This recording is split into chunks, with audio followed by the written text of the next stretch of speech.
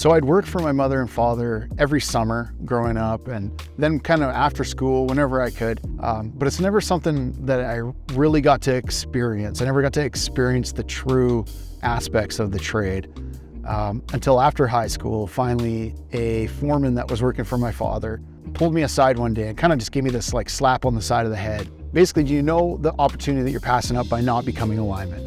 Your father owns a Powerline contracting company. It's a hard trade to get into. So why don't you throw your hat in the pot and you try this out?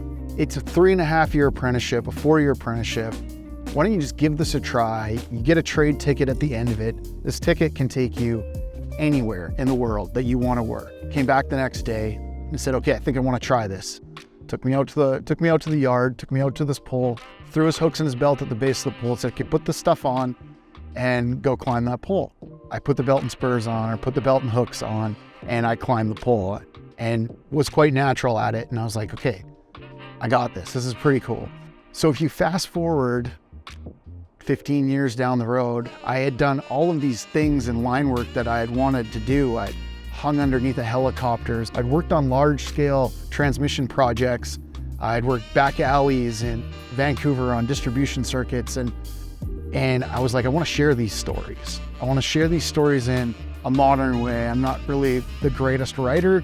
I'd always listened to a lot of audiobooks as I would travel up and down the province or travel across the country doing line work. I used to listen to a lot of audiobooks. And then when podcasts started to come along in 2015, I thought, what a cool way to share our stories would be in the form of podcasting. I could have these guests on that are journeyman linemen that have traveled the world doing what they love to do and they're passionate about it. They could share their stories plus pass along these lessons. I wanted them to have a platform that they could talk about the places they've been, the really amazing jobs they've worked on, and the cool and interesting people they've met along the way.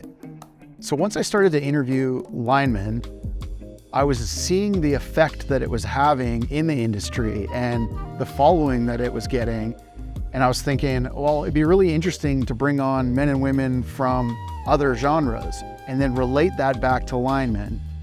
Interview these guests from the perspective of a line worker to try to talk to that audience.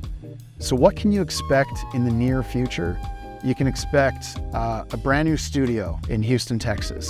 This thing's going to be state-of-the-art, amazing, which is going to allow us to produce high-end YouTube videos. So you're going to get Powerline Podcast not only on all audio platforms, but on YouTube as well. The industry really deserves a voice. And I believe Powerline Podcast is a voice for the industry.